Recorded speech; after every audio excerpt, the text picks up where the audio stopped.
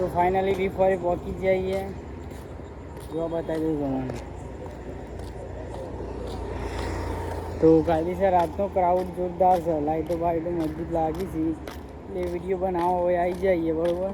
પેલા બંકાવ મેચ રમ્યું જોઈ લેજો. અને ક્રિકેટનું ગ્રાઉન્ડ છે એટલે જુઓ. તો કાયદેસર વિડીયો તો ભૂકા કાઢીએ બરાબર. તો ફાઇનલી ક્રિકેટનું ગ્રાઉન્ડ જોવા આવ્યું.